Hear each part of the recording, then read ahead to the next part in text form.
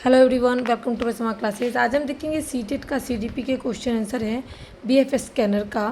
तो ये एक मनोवैज्ञानिक थे, उनका पहला प्रश्न हम देखेंगे, ऑपरेट अनुबंधन सिद्धांत किसने दिया है। तो आपको सीधा बोलना है कि बीएफएस स्कैनर ने, ठीक है। दूसरा प्रश्न है, बीएफएस स्कैनर किस देश के मनोवैज्ञानिक थे। तो अमेरिका के मनोवैज्ञानिक थे।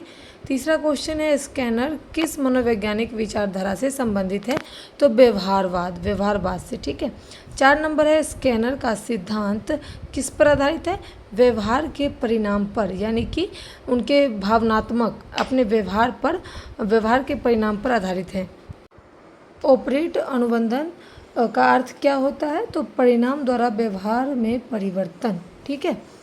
6 नंबर क्वेश्चन देखेंगे, स्कैनर के सिद्धांत में सबसे महत्वपूर्ण अवधारणा क्या है। पुनर्वलन, ठीक है, पुनर्वलन। तो बार बार वो पुनर्वलन कहते हैं।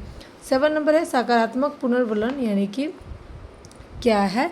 तो पुनर्वलन का मतलब होता है अच्छा व्यवहार बढ़ाने के लिए पुरस्कार देना।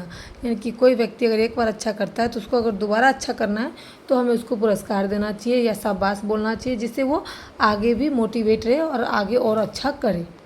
8 नंबर क्वेश्चन देखेंगे, नकारात्मक पुनर्वलन क्या होता है। तो नकारात्मक यानी कि अप्रिय स्थिति हटाकर व्यवहार बढ़ाना, यानी कि जो अप्रिय है, जो अच्छा नहीं है, उस चीज़ को हटाकर अच्छे व्यवहार का बढ़ावा देना ही नकारात्मक पुनर्वलन कहते हैं। यानी कि साफ मान लो तो जो हमारा अच्छा व्यवहार है उसमें से नकारात्मक चीज़ें हटा देंगे और उसको अच्छा व्यवहार देंगे।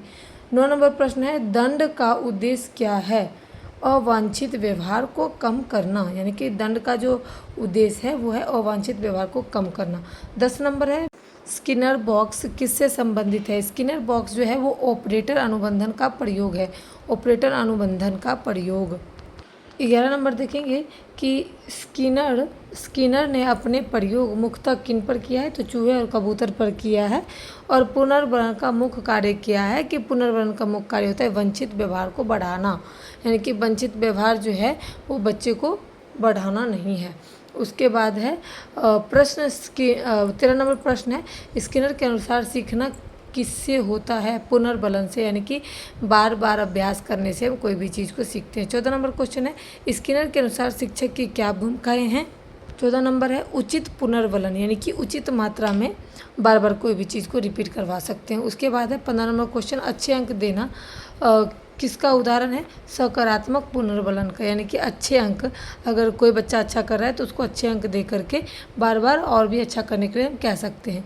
उसके बाद है 16 नंबर, गृह कार्य पूरा करने का प्रशंसा करना, यानी कि किसी का उदाहरण देना। जैसे सकारात्मक पुनर्वलन, कोई भी बच्चा होमवर्क करता है और उसका प्रशंसा अगर हम करेंगे तो वो और अच्छे से होमवर्क करके आएगा। तो सकारात्मक पुनर्वलन कहते हैं, पुनः वर्णन कहते हैं। उसके बाद है 17 नंबर, स्कैनर ने किस प्रकार का अधिगम पर बल दिया है। तो इसका उत्तर है क्रिया प्रस्तुत अधिगम, यानी कि ऑपरेटर लर्निंग, यानी कि बार बार कोई भी चीज़ को करना है, प्रस्तुत करना है और उससे सीखना है। उसके बाद 18 नंबर है कि प्रोग्राम एंड लर्निंग का संबंध किससे है। तो बीएफएस स्कैनर। 19 नंबर क्वेश्चन है कि टीचिंग मशीन का विकास किसने किया। तो बीएफएस स्कैनर ने ही इनका विकास किया है। 20 नंबर क्वेश्चन है, स्पैनिंग यानी कि आकलन का अर्थ क्या है। छोटे छोटे चरणों में व्यवहार विकसित करना। 21 नंबर है, कंटिन्यूअंस और रिइंफोर्समेंट क्या है, यानी कि हर सही उत्तर पर पुनर्वलन देना, यानी कि शाबाशी देना और बार बार उस चीज़ को करके लाए बच्चा, इस चीज़ को दोहराना। उसके बाद है 22 नंबर, स्कैनर के अनुसार व्यवहार को कौन नियंत्रण करता है। तो इसका आंसर है उसके परिणाम। बच्चा कुछ भी सीखता है तो उसका परिणाम तय करता है। अब हम देखेंगे 23 नंबर है, व्यवहार में स्थायी परिवर्तन कैसे आती है। तो नियमित पुनर्वलन से, बार बार अभ्यास करने से, बार बार कोई भी चीज़ को कार्य करने से, दोबारा बार बार दोहराने से परिवर्तन आता है। उसके बाद है 24 नंबर, स्किनर ने सिद्धांत का कक्षा में मुख्य उपयोग किया है। तो क्या उपयोग किया है। पुरस्कार एवं प्रोत्साहन दिया है बच्चे को। जब बच्चा कोई सीखता है तो उसको पुरस्कार या फिर प्रोत्साहन मिलता है। 25 नंबर क्वेश्चन है, स्किनर के अनुसार सीखना कैसा होता है। सक्रिय एवं क्रमिक, सक्रिय होता है और क्रमिक होता है। 26 नंबर क्वेश्चन है, सीटेट में स्कैनर से सबसे अधिक प्रश्न क्या पूछे जाते हैं। तो पॉजिटिविटी, पुनर्बलन, उसके बाद ऑपरेटर कंडीशन, ये सारी चीज़ें पूछी जाती है। नकारात्मक पुनर्बलन, ये सारी चीज़ें जो है सीटेट में पूछी जाती है। 27 नंबर क्वेश्चन है, स्कैनर का सिद्धांत किस प्रकार के अधिगम से संबंधित है? तो व्यवहारात्मक अधिगम। उसके बाद है अवांछित व्यवहार कम करने के लिए क्या प्रयोग किया जाता है? तो अवांछित व्यवहार कम करने के लिए दंड का प्रयोग किया जाता है। उसके बाद है पनिशमेंट। उसके बाद है 29 नंबर है, वंचित व्यवहार बढ़ाने का सबसे प्रभावी तरीका क्या है? सकारात्मक पुनर्बलन, पुरस्कार देके उस कार्य को और अच्छा करवाया जाए, ये इसका मतलब है। 30 नंबर है, सीटेट के लिए स्कैनर का सबसे महत्वपूर्ण सिद्धांत कौन सा है?